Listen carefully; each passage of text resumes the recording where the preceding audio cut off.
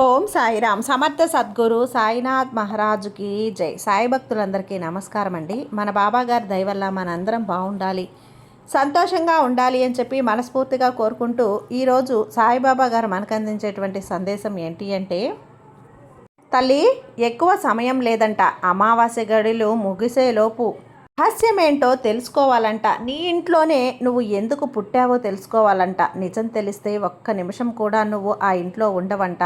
అంత మర్మమేంటి? నీ పుట్టుకకి సంబంధించిన ఆ రహస్యం ఏంటి? నువ్వు ఆ ఇంట్లోనే ఎందుకు పుట్టావు? నీ తల్లిదండ్రుల కడుపులో ఎందుకు పుట్టావు? నీకు ఈ జన్మ ఎందుకు లభించింది? నువ్వు ఏం చేయాల్సి ఉంది? ప్రతి ఒక్కటి కూడా విన్నావు అంటే నీ గుండె జల్లుమంటుందమ్మా. ఎటువంటి పరిస్థితుల్లో కూడా వదులుకోకు బిడ్డ. ఎందుకంటే ఈ అవకాశం నీకు ఈ అమావాస్య గడియలు ఉన్నంతసేపే ఉంటాయి. అమావాస్య ముగిసింది అంటే ఆ తర్వాత నీ జాతకాన్ని గురించి, నీ గురించి కానీ నువ్వు అస్సలు తెలుసుకోలేవు. నీ తరం కూడా కాదు, నీ వల్ల కాదు. ఇప్పుడు ఈ శక్తివంతమైనటువంటి అమావాస్య గడియలు ఉన్నప్పుడే నీ గురించి చెప్పాలనే వచ్చాను. అదేంటో ఇప్పుడు ఈ క్షణమే నువ్వు తెలుసుకుని తీరాలి బిడ్డ. నువ్వు ఆ ఇంట్లోనే ఎందుకు పుట్టావు? ఆ ఇంట్లోనే ఎందుకు పుట్టావు? నీ తల్లిదండ్రులకే ఎందుకు పుట్టావు? నీ జీవితం పుట్టినప్పటి నుంచి నీ జీవితం ముగిసే వరకు నీ జీవితం ఎలా ఉండబోతుంది? నువ్వు ఏం చెయ్యాలి? ఏం జాగ్రత్తగా ఉండాలి? ప్రతి ఒక్కటి కూడా చెప్తాను, విను. ఎందుకంటే ఇక్కడ నీ జీవితానికి సంబంధించినటువంటి అతిపెద్ద రహస్యం కూడా దాగి ఉందమ్మా. దాన్ని వదులుకున్నావు అంటే గనక చాలా చాలా బాధపడతావు, చాలా నష్టపోతావు బిడ్డ, చాలా కోల్పోతావు. కాబట్టి జాగ్రత్తగా వదులుకోకుండా అమావాస్య గడియలు ముగిసేలోపు విని, ఎటువంటి పరిస్థితుల్లో కూడా నిర్లక్ష్యం చేయకుండాను పక్కకు నెట్టేయకుండా వినుబిడ్డ అని చెప్పి బాబాగారు అయితే మన కోసం ఒక మంచి సందేశాన్ని తీసుకొచ్చేసారండి. ఆ సందేశం ఏంటి? ఆ సందేశం రూపంలో బాబాగారు మనతో ఏం చెప్పబోతున్నారు అనేది విని తెలుసుకునే ముందుగా ఫస్ట్ టైం మన ఛానల్ని చూస్తూ ఉన్నట్లయితే ప్లీజ్ సబ్స్క్రైబ్ చేసుకోండి ఫ్రెండ్స్. వీడియో నచ్చితే కనుక లైక్ చేసి సపోర్ట్ చేయండి. ఇక వీడియోలోకి వెళ్ళబోయే ముందుగా ఒక్కసారి, ఎక్కడెక్కడో మీరు జ్యోతిష్యం చెప్పించుకొని తృప్తి చెందకుండా, మనశ్శాంతి అనేది లేకుండా, మీ సమస్య అనేది ప్రాబ్లంకి ఆ సొల్యూషన్ అనేది దొరక్క మీరు అసంతృప్తిగా బాధపడుతూ ఉన్నట్లయితే ఒక్కసారి మనకు బాగా తెలిసినటువంటి గురువుగారు శ్రీ షిరిడి సాయిబాబా ఆశీస్సులతో జ్యోతిష్యం చెప్తున్నారు గురూజీ సుబ్రహ్మణ్యం రాజు గారు. Contact number 9908224144. ఈ గురువుగారు నెంబర్ 1 వశీకరణ స్పెషలిస్ట్. మీ యొక్క ప్రతి సమస్యకి కూడా పరిష్కారం అనేది చూపిస్తారు. అన్ని విషయాలను కూడా ఫోన్లో స్వయంగా గురువుగారే మాట్లాడతారు. ప్రేమ, పెళ్లి, భార్యాభర్తల మధ్య సమస్యలు, స్త్రీ మరియు పురుషుల వశీకరణం చేయబడును. చెడు గృహ ప్రయోగాలకు నివారణ చేయబడును. మీ యొక్క ఎటువంటి సమస్యనైనా సరే ఫోన్లోనే 24 గంటల్లో పరిష్కారం అనేది చూపిస్తారు. కాబట్టి నమ్మకంతో గురువుగారిని కాంటాక్ట్ అవ్వండి. మీరు ఎక్కడెక్కడో జ్యోతిష్యం చెప్పించుకొని అసంతృప్తి చెంది ఉంటే ఈ గురువుగారి దగ్గర ఒక్కసారి ఫోన్ చేసి మీ సమస్యకు పరిష్కారం అనేది తెలుసుకున్న తర్వాత మీ మనసు ప్రశాంతంగా ఉంటుంది. కాబట్టి నమ్మకంతో కాల్ చేయండి గురువుగారికి. సుబ్రహ్మణ్యం రాజు గారు, నెంబర్ 1 వశీకరణ స్పెషలిస్ట్. Contact number 9908224144. ఇక వీడియోలోకి వచ్చేస్తే బిడ్డ, అసలు నీ పుట్టుకకు రహస్యం చెప్పబోతున్నాను. అదొకటి. ఇంకొకటి ఏం చెప్తున్నాను అంటే, ఇక్కడ ఈరోజు అమావాస్య రోజు ఎవరికంట అయితే ఈ వీడియో పడుతుందో, ఎవరి చూపునైతే ఈ వీడియో పడుతుందో, ఎక్కడ ఉన్న ఈ అమావాస్య చంద్రుణ్ణి ఎవరైతే తాకుతారో వారి కోసం మాత్రమే ఈ సందేశం నిర్ణయించబడిందమ్మా. వారి కోసమే ఏరి కోరి తీసుకొచ్చాను. ఖచ్చితంగా ఎంతమంది అయితే ఉన్నారో అంతమంది కంట అంటే ఇది నీకోసం మాత్రమే రాసిన రాతని, నీకోసం మాత్రమే తీసుకొచ్చిన జాతకం అని నువ్వు అర్థం చేసుకోవాలి తల్లి. ఇది మీ కంట పడింది అంటే ఖచ్చితంగా మీకోసమే అని మీరు అర్థం చేసుకోవాలి. ఇందులో బాబాగారు చెప్పినవన్నీ కూడా మీకు కనెక్ట్ అవ్వబోతున్నాయమ్మా. మీరు అర్థం చేసుకోండి. ఎవరి కోసం అన్నది కూడా ఇప్పుడే తెలిసిపోతుంది. ఎందుకంటే ఈరోజు ఒకరి పుట్టుక గురించి జీవితం ముగిసే వరకు కూడా ఏం జరుగుతుందో, ఏం జరిగిందో, ఏం జరగబోతుందో చెప్తారు కదా. కాబట్టి జరగబోయేవి అన్నీ కూడా మీకు చెప్తే మీకు ఈజీగా కనెక్ట్ అయిపోతారు. అయితే నా జీవితంలో జరిగింది కదా, ఇది నా జీవితంలో జరిగింది కదా అంటూ మీరు కనెక్ట్ అయినప్పుడు తప్పకుండా మీకోసమే అని మీరు నమ్మాలి. కాబట్టి ఈరోజు బిడ్డ, నీ పుట్టుక గురించి మరణం వరకు కూడా జీవితం యొక్క రహస్యం, ప్రతి ఒక్క రహస్యం కూడా ఈరోజు నీకు నేను చెప్పబోతున్నాను. జాగ్రత్తగా విను. ఇక్కడ ఏంటంటే బాల్యం నుంచి కూడా యుక్త వయసు, వృద్ధాప్యం ఏ విధంగా ఉండబోతుంది, ఇది వరకు ఎలా గడిచింది నీ జీవితం, అచంచలంగా ఏ రంగాలలో ఏ రకంగా ఎలా ఎదుగుతూ వస్తున్నావు, అదేవిధంగా నీకు ఎలాంటి అదృష్టాలు పట్టాయి, ఎలాంటి కష్టాలు కలిగాయి, ప్రతి ఒక్కటి కూడా చెప్తాను. నీకున్న బలాలు ఏంటి, బలహీనతలు ఏంటి, గుణగణాలు ఏంటి, నీ మాట తీరు ఏంటి, నువ్వు జీవితంలో ఏం చేశావు, ఏం చెయ్యబోతున్నావు, ఇలా ఎలా జరిగింది, ఎలా జరగబోతుంది, నీకు జరిగింది ఏంటి, మంచిదా చెడా, ప్రతి ఒక్కటి కూడా చెప్తాను. అలాగే నీ ఇంట్లో నువ్వు నీ తల్లిదండ్రులకే ఎందుకు జన్మించావు, నీ పుట్టుక అక్కడే ఎందుకు జరిగింది, అది కూడా చెప్తాను. జాగ్రత్తగా అయితే విను, నువ్వు తప్పక విని తీరాల్సిందే బిడ్డ. నీకు ఈ గురువు అనుగ్రహం చాలా నిండుగా మెండుగా ఉంటుంది బిడ్డ. ఏ పని తీసుకున్నా, ఏ విషయం తీసుకున్నా 2 క్షణాల్లో ఆలోచించడం నీకు అలవాటు. 2 కోణాల్లో ఆలోచించడం అనేది, ఒక మంచి వైపు చెడు వైపు ఆలోచిస్తూ ఉంటావు. మరి పుట్టినప్పుడు బాల్యంలో ఏ విధంగా ఉన్నావు అని అంటే గనక, చాలా అందమైన ముఖంతో, అందమైన కళ్ళతో, ఆకర్షణీయమైనటువంటి రూపంతో, అందరినీ ఆకట్టుకునేటువంటి అందమైన చిన్నారి రూపంలో ఉండేదానివి. ఇక మంచి తేజస్సు, మంచి తెలివితేటలు కలిగి ఉండేదానివి. ఎంత తెలివితేటలు అంటే, నిన్ను చూసిన ప్రతి ఒక్కరూ కూడా నీ చిన్నప్పుడు నీ బుగ్గలు గిల్లకుండా ఎవ్వరూ కూడా వదిలిపెట్టేవారు కాదు. ప్రతి ఒక్కరూ కూడా ముద్దు చేసేవారు, మురిపం చేసేవారు, ఎత్తుకునేవారు, ఆడించేవారు. అంత ముద్దుగా మాటలు చెప్పి అంత ముద్దుగా ఉండేదానివి. ఎంతో చురుగ్గా తెలివితేటలతో ఉండేదానివి. నీ తెలివితేటలు ఎలా ఉండేవి అంటే, అందరినీ అలా మంత్రముగ్గులను చేసి కట్టిపడేసేవి, అలా ఉండేవి. ఇక అంత చిన్న వయసులోనే ఎంతో జ్ఞానం అనేది ఉండేది. ఎక్కడ ఏం చేయాలి, ఎప్పుడు ఎలా అన్న జ్ఞానంతో ఉండేదానివి. చిన్నప్పటి నుంచి కూడా ఏంటి అంటే, త్వరగా నడవటం కానీ, మాట్లాడడం కానీ ఇది గమనించవచ్చు బిడ్డ. నీ పెద్దవాళ్ళని అడిగి చూడు, అమ్మా నా చిన్నప్పుడు నేను ఎలా ఉన్నాను, నా చిన్నప్పుడు నేను ఎలా ఉన్నాను అంటే నిజమేనా అని చెప్తారు. చురుగ్గా ఉండేదానివి, తెలివితేటలతో ఉండేదానివి, జ్ఞానంతో ఉండేదానివి, ఎంతో ముద్దుగా ఉండేదాన్నట, నిజమేనా? ఎంతో ముద్దుగా అందరూ నన్ను ముద్దు చేసేవారంట, నిజమేనా అంటూ నీ పెద్దవారిని ఒక్కసారి అడుగు చూడు బిడ్డ, వారే చెప్తారు. అలాగే అంతర్దృష్టి కూడా ఎక్కువగా ఉండేది. అంటే ఒక మంచి జ్ఞాపక శక్తి కూడా కలిగి ఉండేది. ఏదైనా మాట్లాడినా కూడా నీ మాటల్లో జ్ఞాన ప్రతిభ అనేది తొంగి చూస్తూనే ఉండేది. జ్ఞానవంతులుగా ఉంటూనే ఉంటారు. అదేవిధంగా ఏదైనా విషయం అన్నది వేగంగా నేర్చుకోగలవు. ఇట్టే చూస్తే అట్టే పట్టేస్తావు. ఇలా చూసి చూడనట్లు ఉంటావు. నీ పనుల మీద నువ్వు ఉండి కూడా అక్కడ ఏం జరుగుతున్నది అన్నది తెలుసుకుని వెంటనే ఆ పనిని పూర్తి చేసేస్తావు, అంటే గ్రహించేస్తావు. అంటే చదువుకునే సమయంలో కానీ, బడికి వెళ్ళే సమయంలో కానీ, జీవితానికి సంబంధించిన పాఠాలు నేర్చుకునేటప్పుడు కానీ ఈ విధంగా ఏ విధంగా ఉన్నావు అంటే, చిన్నప్పుడు బడిలో కూడా కాస్త మొదట్లో మొండిగా ఉండేదానివి. తోటి విద్యార్థులతో కావచ్చు, ఉపాధ్యాయులతో కావచ్చు, కాస్త వ్యతిరేకంగా కనపడేదానివి. అంటే అక్కడ పనిచేస్తున్న ఆ టీచర్స్ కూడా ఏంటంటే నిన్ను ఒక ప్రత్యేకంగా చూసేవారు. నీతోటి పిల్లలు కూడా అంతే, అందరిలో కలవకుండా ఒక ప్రత్యేకత అన్నది చిన్నప్పటి నుంచి కూడా నీ సొంతం చేసుకున్నావు. అంటే ఏదైనా ఒక పని చెప్పినా, ఒక పాఠం అప్పచెప్పినా కూడా ఎవరితోనైనా సరే మాట్లాడినా చాలా వ్యత్యాసంగా ఉంటావు.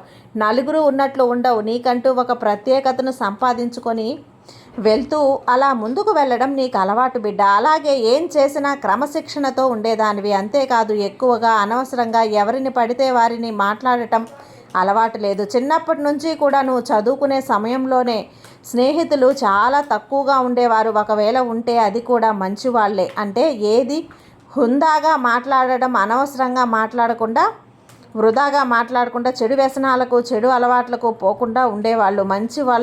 మంచివాళ్ళు అన్నవాళ్ళు ఉంటారు కదా ఎప్పుడు. నువ్వు వాళ్ళతో స్నేహం చేస్తావంటే స్నేహితులు చాలా తక్కువ ఉంటారు. ఉన్న వాళ్ళలో కూడా మంచి వాళ్ళనే స్నేహితులుగా చేసుకోవటం నీకు అలవాటు. ఎవరితో పడితే వారితో అసలు స్నేహాలు చెయ్యవు. ఇక రాజకీయాలు చేయటం, వేరే వాళ్ళ మీద చాడీలు చెప్పటం, కుళ్ళు, కుతంత్రాలు, కుట్రలు ఇలాంటివంటే నీకు నచ్చదు. అలాంటి వారిని ఎప్పుడూ కూడా దూరం పెట్టేస్తూనే ఉంటావు. నీ దరిదాపుల్లో కూడా రానివ్వవు. అలాగే నువ్వు కూడా అలాంటి విషయాల్లో అసలు తలదూర్చవు. మరి విద్య విషయంలోకి వస్తే సహజంగానే జ్ఞానవంతుడివి, ఎంతో తెలివి ఉంది. ఈ తెలివి వలన ఏంటి అంటే సొంత పట్టుదల, మొండి పట్టుదల అన్నది ఒకటి ఉంటుంది బిడ్డ. ఆ పంతంతో ప్రతి ఒక్కటి కూడా నువ్వు నేర్చుకుంటావు. నాకు ఏది రాదు అని అనకూడదు. చూసిన ప్రతి ఒక్కటి కూడా నువ్వు నేర్చుకునే తత్వం అనేది నీలో ఉంది. ఏకలవ్య శిష్యుల్లాగా ఏది చూస్తే దాన్ని ఇట్టే పట్టేస్తావు. అలా నీ మొండి పట్టుదలతో నేర్చుకుంటున్నావు. నేర్చుకుంటూ ముందుకు వెళ్తూనే ఉన్నావు అంటే నీ అవగాహన శక్తి ఎక్కువ. అలాగే ఎవరైనా నీ మీద ఆధిపత్యం చెలాయిస్తే అస్సలు ఒప్పుకో. ఎవరైనా అతి చనువు తీసుకున్నా కూడా ఒప్పుకో. అసలు పెద్దగా చదువు అబ్బుతుందో లేదో అని ఎక్కువగా ఉంటుంది కానీ పట్టేస్తావు. కళ్ళతో చూసింది అట్లా పట్టేస్తావు. దాన్ని వెంటనే ఆచరణలో పెడతావు. పెట్టినప్పుడు అక్కడ ఏ తప్పులు కూడా ఉండవమ్మా. రవ్వంత తప్పు కూడా ఉండదు. ఎదుటి వాళ్ళు ఏది చేసినా దానికన్నా రెట్టింపుగా మంచిగా చేస్తావంటే అవగాహన శక్తి చాలా ఎక్కువగా ఉంటుంది. ఇదే నిన్ను జీవితంలో ఉన్నత స్థాయికి తీసుకువెళ్తూ ఉంటుంది. ఇంకా ఎవరైనా ప్రేమించావు అంటే, ఇష్టపడ్డావు అంటే మాత్రం హృదయానికి దగ్గర చేసుకుంటావు, మనసుకి దగ్గర చేసుకుంటావు. అంతేకాని ఏదో సరదాగా కాలయాపన కోసమో అలా ఎప్పుడూ కూడా మాట్లాడవు. అలా మనసుకి ఎవరిని దగ్గర చేసుకోవు. అవసరం కోసమో లేదా ఉపయోగించుకుందాం అన్నట్లో ఇలా ఎప్పుడూ కూడా చెడు ఆలోచనలతోనే చాలా ఉండవమ్మా. చాలా నీతి నిజాయితీగా ఉంటావు. జ్ఞానం పొందడంలో కానీ, జ్ఞానం నేర్చుకోవటంలో కానీ, లేదంటే ఉన్న జ్ఞానాన్ని ఇతరులకు పంచడంలో కానీ ఎప్పుడూ వెనకాడవు. ఎదుటివారికి కూడా అవకాశం ఉన్నప్పుడు జ్ఞానాన్ని పంచుతూనే ఉంటావు. దానికోసం ఎప్పుడో ప్రయత్నం చేస్తూనే ఉంటావు నేర్చుకోవటానికి. అలాగే ఎదుటివారికి పంచడానికి కూడా ఎక్కువ ఇష్టపడుతూ ఉంటావు. అంటే నాకు ఈ విద్య వచ్చు, లేదా నాకు ఈ జ్ఞానం ఉంది, నాకు ఈ విషయాలు తెలుసు, కానీ ఇవన్నీ నేనే దాచేసుకోవాలి, ఎవరికి చెప్పను అన్న స్వార్థం నీ దగ్గర ఉండదు బిడ్డ. నీకు తెలిసిన జ్ఞానాన్ని 10 మందికి చెప్పడానికి ఎప్పుడూ ఇష్టపడతావు. అది ఏ విషయమైనా నలుగురికి ఉపయోగపడేలా చెప్పాలన్నదే నీ తపన. ఏది నీ దగ్గర దాచుకోవాలని ఎప్పుడూ కూడా అనుకోవు. నీ దగ్గర ఉన్నది 10 మందికి ఉపయోగపడాలనే నీ తపన, ఆరాటం నీలో ఎప్పుడూ కూడా ఉంటూనే ఉంటాయి. ఇక నీ తెలివితేటలకి, నీ సామర్థ్యాన్ని ఎలా ఉంటుంది అంటే ప్రతిదీ నేను ఇది చెయ్యగలను, చేసి తీరుస్తాను అన్నట్లు ఉంటావు. ఇక నీ జీవితం అయితే 23, 24 సంవత్సరాల తర్వాత మెల్లిగా కలిసి రావటం జరుగుతుంది. 26 సంవత్సరాల తర్వాత జీవితంలో మార్పు వస్తుంది. ఉన్నత స్థాయికి చేరుకోవటానికి ఒక్కొక్క మెట్టు ఎక్కుతావు. ఏదైనా కష్టించి పని చేస్తావు, నమ్మకంతో నిజాయితీతో ఉంటావు. నువ్వు ఏ పని చేసినా కూడా ముఖ్యంగా ఏంటి అంటే నువ్వు పనిలో 100కు 100% కూడా దాన్ని పూర్తి చేయగలుగుతావు. ఎక్కడా కూడా వెనకడుగన్నదే వేయవు. ఇక ఏ రంగంలోకి వెళ్ళినా పై చెయ్యి నీదే అవుతుందమ్మా. ఇంకోటి ఏంటి అంటే నీ తత్వం చూసుకున్నట్లయితే ఒకటే తత్వం కలిగి ఉంటావు. బలమైన అంతర్గత శక్తి అనేది నీ లోపల ఉంటుంది. లోపల గట్టిగా బలంగా ఉంటావు అంటే ఎలాంటి సమస్యలైనా ఎదుర్కోగలవని చెప్పొచ్చు. అలాగే ఆకర్షణ ఏమైనా వ్యక్తిత్వం కలిగి ఉంటావు. ఒక బలహీనత ఏంటి నీలో ఉంటే గనక కుటుంబ సంబంధాల విషయంలో కాస్త కష్టాలను అనుభవిస్తావు. సంబంధ బాంధవ్యాలు సరిగ్గా ఉండకపోవటం, అలాగే ఇది కొంచెం బలహీనతగా బాధ పెడుతూ ఉంటుంది. బలం ఏంటి అంటే ముఖ్యంగా మంచి అభిరుచి కలిగి ఉంటావు. ఇతరులను ప్రభావితం చేస్తూ ఉంటావు. నువ్వు చక్కగా కూడా ఎదుటి వాళ్ళని ప్రభావితం చేస్తూ ఉంటావు. ఎదుటి వారిపై నుంచి ఒక మంచి అన్నది నీ వైపు నుంచి వెళ్తూ ఉంటుందమ్మా. అంటే మంచిగా నిర్ణయాలు కూడా తీసుకోగలవు. ఎదుటివారి కష్టంలో ఉన్నప్పుడు నీ వైపు నుంచి చక్కగా మంచిగా ఆలోచించి వారికి ఏం ఇవ్వాలో అది అందిస్తూ ఉంటావు. ఇక నువ్వు ఒక స్నేహితురాలు అవటం అంటే ఎదుటి వ్యక్తికి నిజంగా ఎప్పుడో పూర్వజన్మ పుణ్యఫలం అనే అనుకోవాలి బిడ్డ. ఇక ఇతరుల అభిప్రాయాలను తీసుకున్న విషయంలో అయితే తక్కువగా తీసుకుంటూ ఉంటావు. ఎందుకంటే నేను చేసింది సరైనది అని నీకు కాస్త బలహీనతగా భావించాలి నీ దగ్గర. ఎందుకంటే నేను ఏది చేసినా సరిగ్గానే చేస్తాను అని అనుకుంటావు చూడు. ఎదుటివారు ఏమైనా నీకు సలహాలు ఇవ్వాలి అనుకున్నా కూడా కాదు, ఇలా కాదు, అలా కాదు, ఎందుకంటే నేను చేసింది సరిగ్గా ఉంది అని నువ్వు అనుకుంటూ ఉంటావు. ఇది ఒక బలహీనత అని కూడా చెప్పొచ్చమ్మా నీకు. ఇక ఏంటి అంటే ధర్మబద్ధంగా ఉండటానికి ప్రయత్నిస్తావు. ఎంతో హుందాగా ఉంటావు, హుందాగా వ్యవహరిస్తావు, గంభీరంగా వ్యవహరిస్తావు. కాకపోతే నీకున్న బలహీనత ఏంటి అంటే సరదాగా మాట్లాడిన విషయాన్ని కూడా, హాస్యంగా మాట్లాడిన విషయాన్ని కూడా ఎక్కువగా కొంచెం మనసుకు తీసుకుంటావు. వ్యతిరేకంగా తీసుకొని బాధపడతావు. ఇక్కడ లేనివి సృష్టించుకుంటూ ఉంటావు అన్నమాట. ఇక నువ్వు పనిచేసే చోట కూడా ప్రశాంతంగా ఉంటావు. చుట్టుపక్కల వాళ్ళతో శుభ్రంగా ఉంచుకోవడానికి ప్రయత్నిస్తూ ఉంటావు. ఏ పని చేసినా కూడా ఖచ్చితంగా సరిగ్గా 100కి 100% ముగించి పక్కన పెట్టేస్తావు. ఈ పని అప్పగించారంటే ఇక ఆ పని అయిపోయిందనే అనుకోవాలి. నీకు వాళ్ళు అప్పగించిన పనిని హాయిగా చేసేసి గుండెల మీద చెయ్యి వేసుకొని తృప్తిగా నిద్రపోతావు. ఏ పని అయినా సరే వాళ్ళు నీకు అప్పగించారు అంటే ఆ పని అయిపోయినట్లే అని వాళ్ళు కొండంత ధైర్యాన్ని, భరోసాని వాళ్ళకి నువ్వు ఇస్తావు. ఇక నువ్వు పనిచేసే చోట అక్కడ స్త్రీల సపోర్ట్ అనేది నీకు ఎంతగానో ఉంటుంది. వారు స్నేహితురాళ్ళు అవ్వచ్చు, ఎవరైనా అవ్వచ్చు, నీతోటి ఉద్యోగస్తులు అవ్వచ్చు, సహకారం అనేది నీకు ఎంతగానో ఉంటుంది. నీకు గురు అనుగ్రహం పుష్కలంగా ఉంది కాబట్టే ఇదంతా కూడా నువ్వు చేయగలుగుతున్నావమ్మా. ధర్మబద్ధంగా ఉండటం కోసం, ధర్మబద్ధంగా నివసించడం కోసం గత జన్మలో నువ్వు గురువు బలహీనంగా ఉండి ధర్మబద్ధంగా లేకపోయి ఉంటే ఈ జన్మలో ధర్మబద్ధంగా నివసించడం కోసం ఈ జన్మలో నువ్వు పుట్టడం అన్నది జరిగింది. ఇక వైవాహిక జీవితం విషయానికి వస్తే ఇక్కడ ఎలా ఉంటుంది అంటే నీ జీవిత భాగస్వామి నీకంటే వయసులో కొంచెం తక్కువగా చిన్న వయసు ఉన్నవారిగా కనపడుతూ ఉంటారు. చలాకీగా చురుకుగా ఉంటారు. మంచి సంభాషణ నైపుణ్యం కలిగి ఉంటారు. భాగస్వామితో ఎంతో చక్కగా ఉండి ఉంటారు. జ్ఞానవంతులు తక్కువగా మాట్లాడితే మీకంటే జీవిత భాగస్వామి ఎక్కువగా మాట్లాడుతూ ఉంటారు. అంటే నువ్వు మాటల్లో చాలా తక్కువ మాట్లాడుతూ ఉంటావు. నీ జీవిత భాగస్వామి మాత్రం నీకు పూర్తిగా వ్యతిరేకం. తను ఎక్కువ మాట్లాడడానికి ఇష్టపడుతూ ఉంటారు. ఇక తను ఏంటి అంటే చంచల స్వభావం. ఏదైనా నిర్ణయం తీసుకునే విషయంలో అంత తెలివితేటలు ఉన్నా కూడా కొన్నిసార్లు తత్తరపాటు పడే అవకాశాలు ఉంటాయి. ఒక నిర్ణయాన్ని తీసుకునే ఆలోచన అనేది ఉండదు. అటు ఇటు మారుతూ ఉంటాయి నిర్ణయాలు అలా ఉంటాయి. మరి వారికి కూడా సేవాభావం ఎక్కువగా ఉంటుంది. కానీ అందుకే నీ జీవిత భాగస్వామిగా నీకు దొరికారు. ఇలా సేవాభావం మీద ఆసక్తి ఉంది కాబట్టి నీ జీవిత భాగస్వామితో ఇన్నాళ్ళు నువ్వు సంతోషంగా ఉండగలుగుతూ ఉన్నావు. అయితే ఇక్కడ ఏదైనా సరే విషయాన్ని తీసుకున్నావు అంటే దాని మూలాలు వెతుకుతావు, లోతుల్లోకి వెతుకుతావు, సున్నితంగా దాన్ని పరీక్షిస్తావు. అంటే దాని మీద అంత ఆసక్తి ఉంటుంది. విషయ జ్ఞానం నీకు ఎక్కువగా ఉంటుంది. ఇక ఏంటి అంటే ఒక్కొక్కసారి నీకు అకస్మాత్తుగా జరిగే విషయాలు మంచి కానీ చెడు కానీ అప్పుడప్పుడు జరుగుతూ ఉంటాయి, వస్తూ పోతూ ఉంటాయి. అవి గత జన్మలగా తాలూకా జ్ఞాపకాలు లేదా ఆ సంఘటనలు మళ్ళీ ఇప్పుడు ఎదురయ్యే అవకాశాలు కూడా ఉంటాయి. అయితే ఇక్కడ చెప్పాలంటే బిడ్డ, నీ జన్మ అయితే వృధాగా నువ్వు జన్మించలేదమ్మా. నీ పుట్టుక వృధా కాదు, అనవసరం కాదు, పనికి మాలిన పనుల కోసం కాదు, సమయాన్ని వృధా చేయటం కోసం నువ్వు ఏదో సాధించాలి, ఏదో చెయ్యాలి అని నువ్వు ఈ జన్మలో జన్మనెత్తావు. మరి అదేంటి అంటే నీకు తెలిసిన మంచి చెడులని నీ జ్ఞానాన్ని నలుగురికి పంచడం, నలుగురికి మంచి చెప్పడం, మంచి దారిలో నడిపించడం. ఎందుకంటే భగనామస్మరణ ధ్యానంలో ఉండిపోవటం నీ జన్మని నువ్వు తప్పక ఇలా ఉపయోగించుకుంటున్నామంటే నీ మంచి కోసం, మంచి వాటి కోసం, మంచి జ్ఞానాన్ని పంచడం కోసం, మంచి పనుల కోసం, మంచి కార్యాల కోసం నువ్వు గనుక నీ జన్మని ఉపయోగించుకున్నావు అంటే నీ జన్మ సార్థకత అయిపోతుంది. నీ పుట్టుకకి ఒక సార్థకత ఉంటుంది. ఇప్పుడు అర్థమైందా బిడ్డ, నువ్వు నీ ఇంట్లోనే ఎందుకు పుట్టావో, నేనేం చెప్పాలి అనుకున్నానో,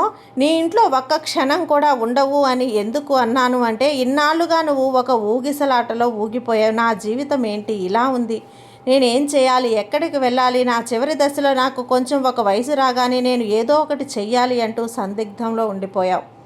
నీకు దారి తోచడం లేదు, ఒక అయోమయంలో ఉండిపోయావు. ఎటు పోవాలో ఏం చేయాలో తేల్చుకోలేక ఆ స్థితిలో నీ జన్మన్నది ఉన్నది. నలుగురికి జ్ఞానం పంచడానికే జన్మ ఏదైతే ఉందో అది నలుగురికి ఉపయోగపడటానికే. ఇప్పుడు నీ మనసు ఏదైతే ఉందో, నీ ఆలోచనలు ఏవైతే ఉన్నాయో అవి దైవం వైపు మనసు మళ్లించాలి, ఆధ్యాత్మిక వైపు మనసు మళ్లించాలి. ఇవన్నీ గనక నీకు నిజాలు తెలిస్తే నా పుట్టుక రహస్యం ఇది కదా అంటే నా బాబా నన్ను ఎందుకని పుట్టించారా అని నీ జీవితానికి అర్థం ఇది అని బాబా కదా చెప్తున్నాడు. అలాంటప్పుడు నేను ఇక్కడ ఎందుకు ఉండాలి, నా జ్ఞానాన్ని నా ఇంట్లోనే నేను పరిమితం ఎందుకు చేసుకోవాలి, నేను వెళ్ళి అందరికీ జ్ఞానాన్ని పంచుదాం, జ్ఞాన విస్తరణ చేద్దామన్న ఆలోచన వస్తుంది. ఆ ఆలోచనతోనే నువ్వు దైవ ధ్యానం వైపు ఎక్కువ సమయం గడుపుతూ ఉంటావు. నీకు తెలిసిన మంచిని ఇతరులకి చెప్పడానికి నువ్వు ఎక్కువగా బయటే గడుపుతూ ఉంటావు. అందుకే చెప్పాను, ఈ నిజం తెలిస్తే నువ్వు ఇంట్లో ఉండవు అని. అంతకు మించి ఇంకా వేరే విషయం అయితే ఏమీ లేదు బిడ్డ. కానీ నీకు భగవంతుడిచ్చిన ఈ జన్మని అనవసరంగా వృధా చేసుకోకు, దాన్ని ఉపయోగించుకో. నీకే మంచి జరుగుతుంది, నీ వల్ల 10 మందికి మంచి జరుగుతుంది బిడ్డ. ఈ బాబాని నమ్మమ్మా, ఈ బాబా మీద నమ్మకంతో ఉండు, నీకు అంతా మంచే జరుగుతుంది. నీ సాయి నీకు తోడున్నంత వరకు నీకు భయం ఎందుకు చెప్పు. సర్వే జన సుఖినో భవంతు. జై సాయిరాం.